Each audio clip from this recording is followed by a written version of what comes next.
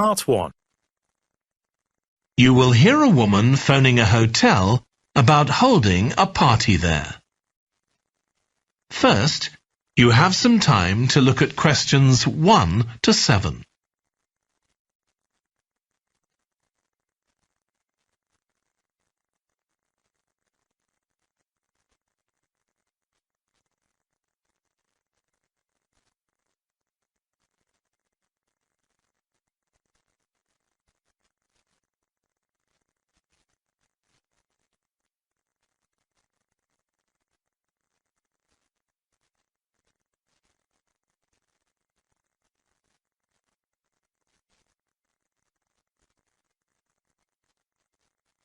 Listen carefully and answer questions 1 to 7.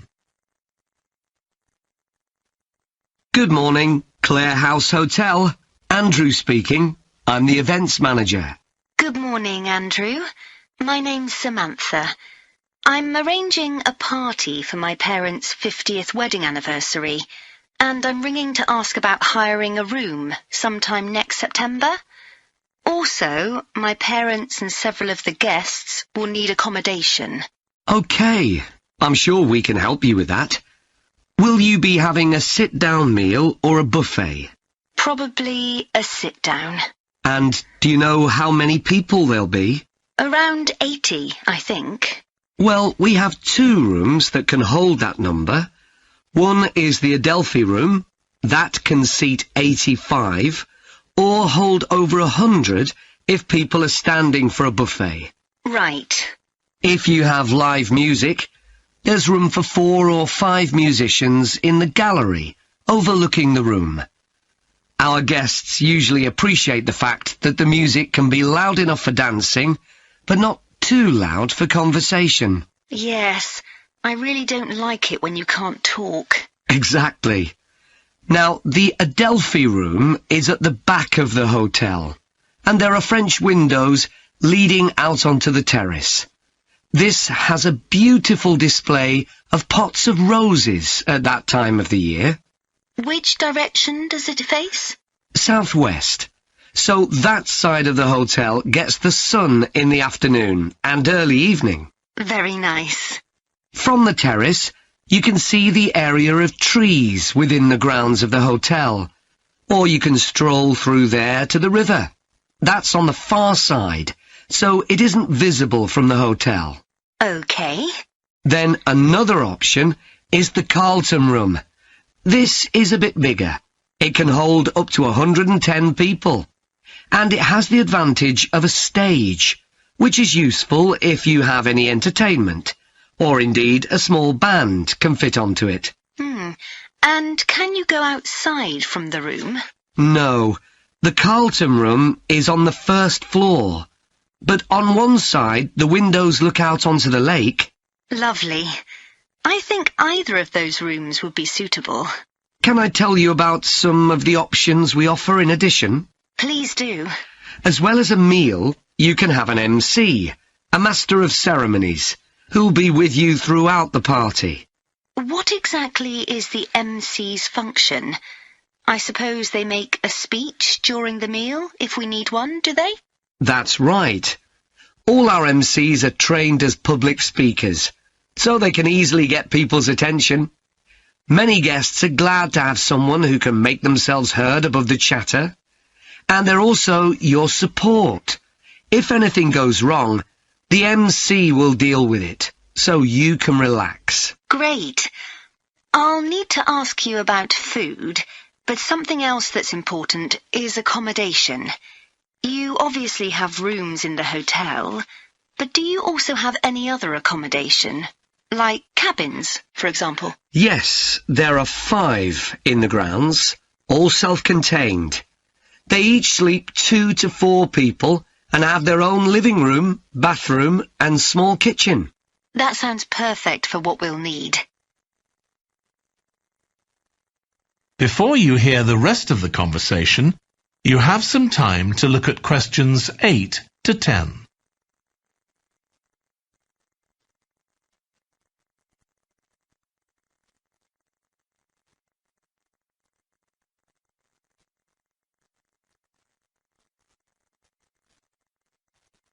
Now listen and answer questions 8 to 10. Now, you have various facilities, don't you? Are they all included in the price of hiring the room? The pool, for instance? Normally you'd be able to use it, but it'll be closed throughout September for refurbishment, I'm afraid. The gym will be available, though, at no extra charge. That's open all day from 6 in the morning until midnight. Right. And the tennis courts, but there is a small additional payment for those. We have 4 courts, and it's worth booking in advance, if you possibly can, as there can be quite a long waiting list for them. Right. Now, could we discuss the food? This would be dinner around 7 o'clock, and... That is the end of part 1. You will now have half a minute to check your answers.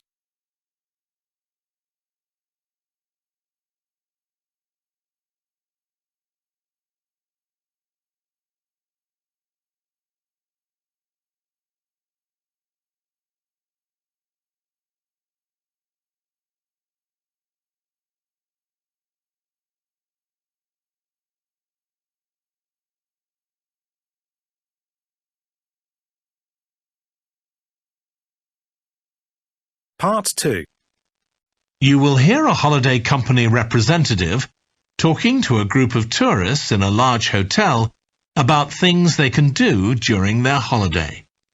First, you have some time to look at questions 11 to 16.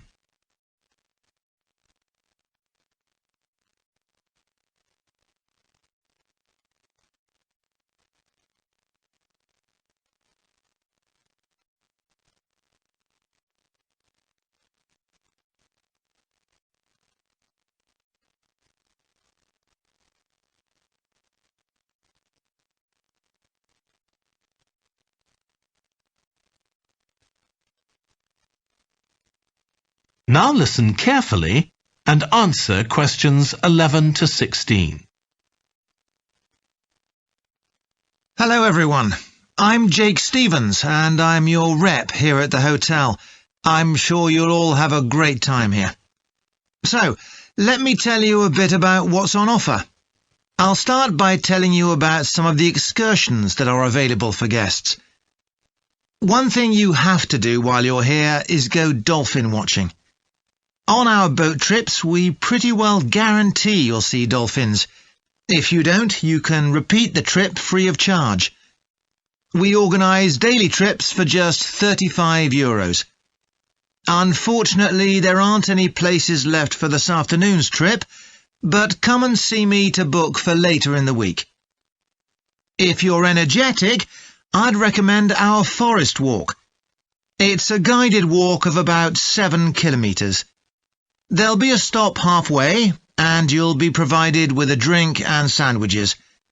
There's some fairly steep climbs up the hills, so you need to be reasonably fit for this one, with good shoes.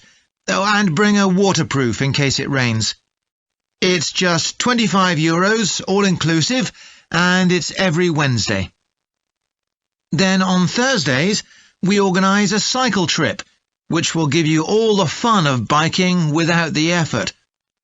We'll take you and your bike up to the top of Mount Lana and leave you to bike back. It's a 700-metre drop in just 20 kilometres, so this isn't really for inexperienced cyclists, as you'll be going pretty fast. And if it's a clear day, you'll have fantastic views. On our local craft tour, you can find out about the traditional activities in the island. And the best thing about this trip is that it's completely free. You'll be taken to a factory where jewellery is made, and also a ceramics centre. If you want, you can buy some of the products, but that's entirely up to you. The trip starts after lunch on Thursday, and you'll return by 6 p.m. If you're interested in astronomy, you may already know that the island's one of the best places in the world to observe the night sky. We can offer trips to the observatory on Friday for those who are interested. They cost €90 per person, and you'll be shown the huge telescopes and have a talk from an expert who will explain all about how they work. Afterwards, we'll head down to Sunset Beach, where you can have a dip in the ocean if you want, before we head off back to the hotel. Finally, there's horse riding. This is organised by the Equestrian Centre over near Playa Cortino, and it's a great experience if you're a keen horseback rider, or even if you've never been on a horse before. They take you down to the beach, and you can canter along the sand and through the waves. It costs €35, and it's available every day. Before you hear the rest of the talk, you have some time to look at questions 17 to 20.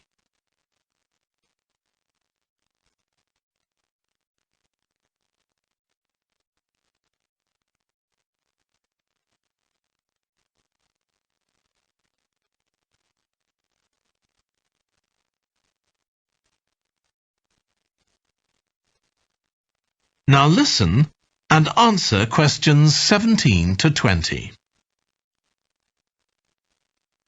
So, there's plenty to do in the daytime, but what about nightlife? Well, the number one attraction's called Musical Favourites.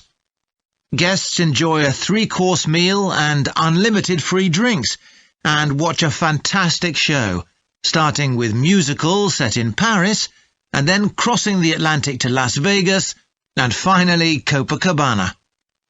At the end, the cast members come down from the stage, still in their stunning costumes, and you'll have a chance to chat with them. It's hugely popular, so let me know now if you're interested, because it's no good leaving it until the last minute. It's on Friday night. Tickets are just €50 each, but for an extra €10, you can have a table right by the stage.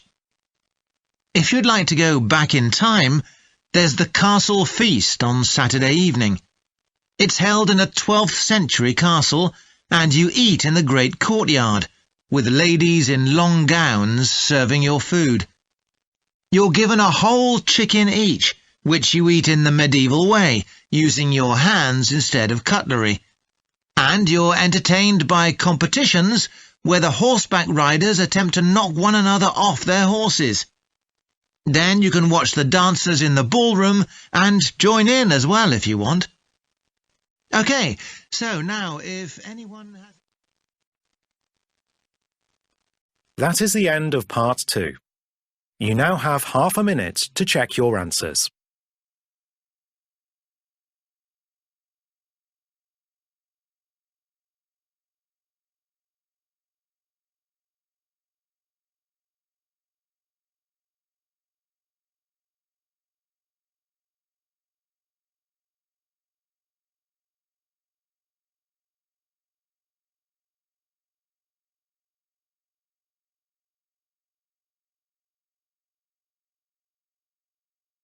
Part 3. You will hear Stephanie, who is thinking about taking a 1-year course in children's literature, talking to Trevor, who is currently taking the course. First, you have some time to look at questions 21 to 25.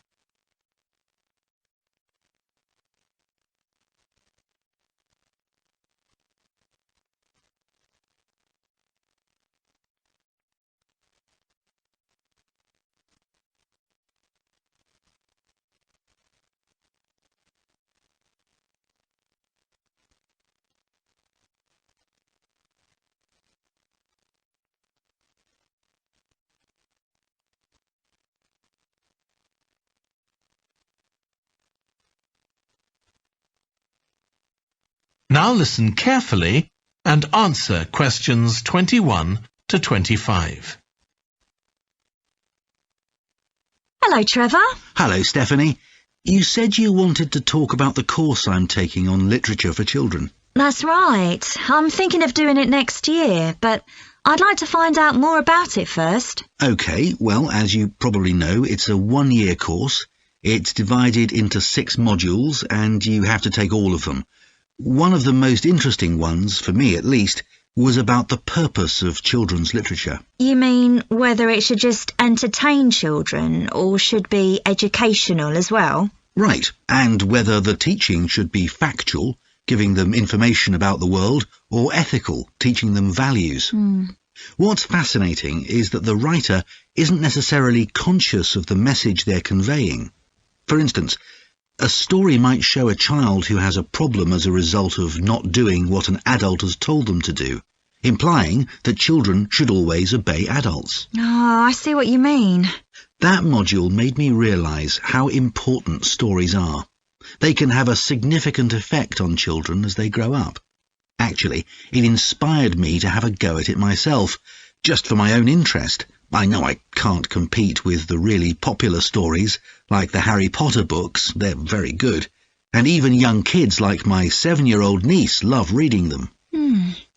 I'm very interested in illustrations in stories.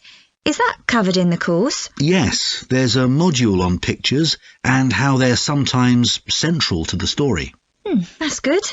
I remember some frightening ones I saw as a child, and I can still see them vividly in my mind years later.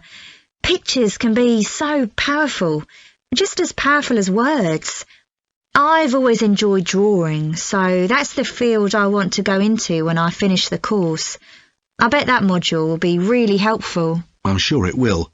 We also studied comics in that module, but I'm not convinced of their value, not compared with books. One of the great things about words is that you use your imagination, but with a comic you don't have to. But children are so used to visual input on TV, video games and so on. There are plenty of kids who wouldn't even try to read a book, so I think comics can serve a really useful purpose. You mean it's better to read a comic than not to read at all? Yes, I suppose you're right. I just think it's sad when children don't read books. What about books for girls and books for boys? Does the course go into that? Yes, there's a module on it. For years, lots of stories, in English at least, assumed that boys went out and did adventurous things, and girls stayed at home and played with dolls. I was amazed how many books were targeted at just one sex or the other. Of course, this reflects society as it is when the books are written. That's true. So it sounds as though you think it's a good course. Definitely. Before you hear the rest of the discussion, you have some time to look at questions 26 to 30.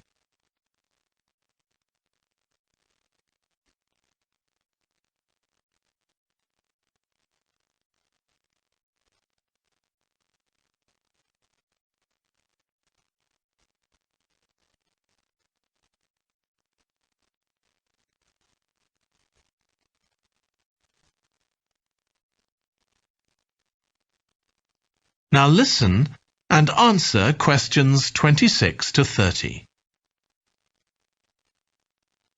Have you been reading lots of children's stories to help you decide whether to take the course? Yeah, I've gone as far back as the late 17th century, though I know there were earlier children's stories. So does that mean you've read Perrault's fairy tales, Cinderella, the Sleeping Beauty, and so on?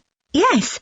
They must be important because no stories of that type had been written before. These were the first. Then there's the Swiss Family Robinson. I haven't read that. The English name makes it sound as though Robinson is the family's surname, but a more accurate translation would be the Swiss Robinsons because it's about a Swiss family who are shipwrecked, like Robinson Crusoe in the novel of a century earlier. Well, I never knew that. Have you read Hoffmann's The Nutcracker and the Mouse King? Wasn't that the basis for Tchaikovsky's ballet, The Nutcracker? That's right. It has some quite bizarre elements. I hope you've read Oscar Wilde's The Happy Prince. It's probably my favourite children's story of all time. Oh, mine too. And it's so surprising because Wilde is best known for his plays, and most of them are very witty. But The Happy Prince is really moving. I struggled with Tolkien's The Lord of the Rings. 3 long books and I gave up after 1. It's extremely popular, though. Yeah, but whereas something like The Happy Prince just carried me along with it, The Lord of the Rings took more effort than I was prepared to give it. I didn't find that. I love it. Another one I've read is Warhorse. Oh, yes, it's about the First World War, isn't it? Hardly what you'd expect for a children's story. Exactly, but it's been very successful. Have you read any... That is the end of part 3. You now have half a minute to check your answers.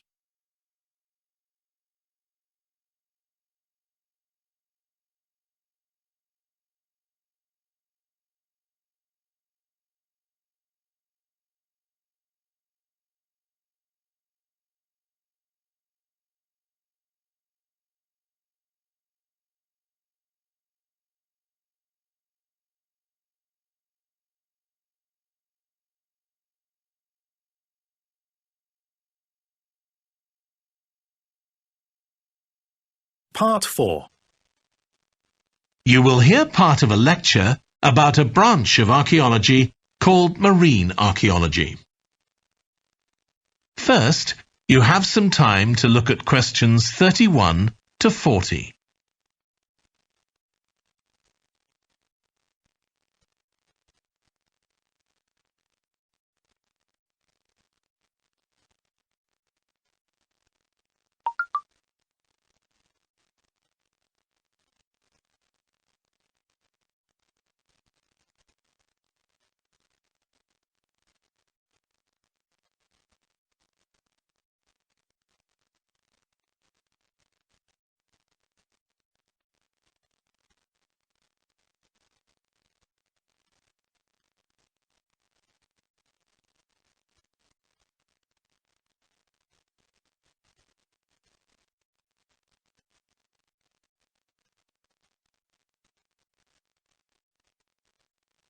Now listen carefully and answer questions 31 to 40. In today's class, I'm going to talk about marine archaeology, the branch of archaeology focusing on human interaction with the sea, lakes and rivers. It's the study of ships, cargoes, shipping facilities and other physical remains. I'll give you an example, then go on to show how this type of research is being transformed by the use of the latest technology. Atlit Yam was a village on the coast of the eastern Mediterranean, which seems to have been thriving until around 7000 BC. The residents kept cattle, caught fish, and stored grain. They had wells for fresh water. Many of their houses were built around a courtyard and were constructed of stone. The village contained an impressive monument, 7 half-ton stones standing in a semicircle around a spring that might have been used for ceremonial purposes. Atlit Yam may have been destroyed swiftly by a tsunami, or climate change may have caused glaciers to melt and sea levels to rise, flooding the village gradually. Whatever the cause, it now lies 10 metres below the surface of the Mediterranean, buried under sand at the bottom of the sea. It's been described as the largest and best preserved prehistoric settlement ever found on the seabed. For marine archaeologists, Atlit Yam is a treasure trove. Research on the buildings, tools, and the human remains has revealed how the bustling village once functioned, and even what diseases some of its residents suffered from. But of course, this is only one small village, one window into a lost world. For a fuller picture, researchers need more sunken settlements, but the hard part is finding them. Underwater research used to require divers to find shipwrecks or artifacts, but in the second half of the 20th century, various types of underwater vehicles were developed, some controlled from a ship on the surface, and some of them autonomous, which means they don't need to be operated by a person. Autonomous underwater vehicles, or AUVs, are used in the oil industry, for instance, to create maps of the seabed before rigs and pipelines are installed. To navigate, they use sensors such as compasses and sonar. Until relatively recently, they were very expensive and so heavy that they had to be launched from a large vessel with a winch.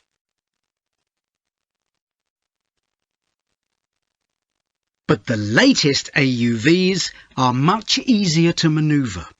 They can be launched from the shore or a small ship, and they're much cheaper, which makes them more accessible to research teams. They are also very sophisticated. They can communicate with each other and, for example, work out the most efficient way to survey a site or to find particular objects on the seabed. Field tests show the approach can work. For example, in a trial in 2015, 3 AUVs searched for wrecks at Marzi off the coast of Sicily. The site is the final resting place of an ancient Roman ship, which sank in the 6th century AD, while ferrying prefabricated marble elements for the construction of an early church.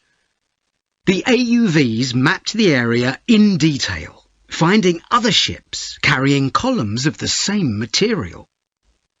Creating an internet in the sea for AUVs to communicate is no easy matter. Wi-Fi networks on land use electromagnetic waves, but in water these will only travel a few centimetres. Instead, a more complex mix of technologies is required. For short distances, AUVs can share data using light, while acoustic waves are used to communicate over long distances. But more creative solutions are also being developed, where an AUV working on the seabed offloads data to a second AUV, which then surfaces and beams the data home to the research team using a satellite. There's also a system that enables AUVs to share information from seabed scans and other data.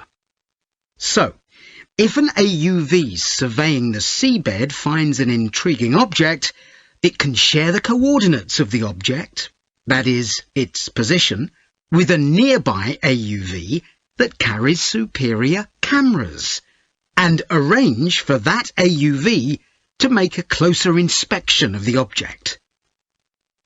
Marine archaeologists are excited about the huge potential of these AUVs for their discipline. One site where they're going to be deployed is the Gulf of Baratti off the Italian coast. In 1974, a 2,000-year-old Roman vessel was discovered here in 18 metres of water. When it sank, it was carrying medical goods in wooden or tin receptacles. Its cargo gives us insight into the treatments available all those years ago, including tablets that are thought to have been dissolved to form a cleansing liquid for the eyes.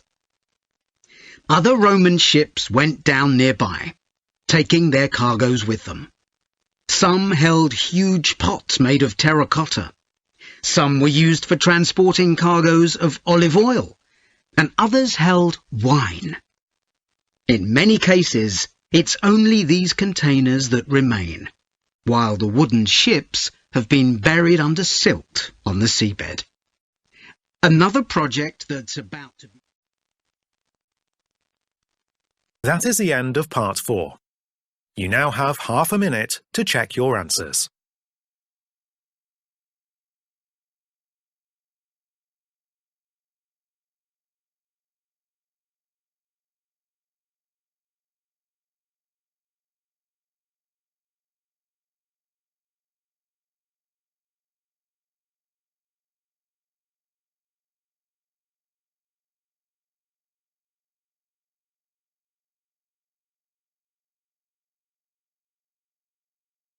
That is the end of the listening test. You now have 10 minutes to transfer your answers to the listening answer sheet.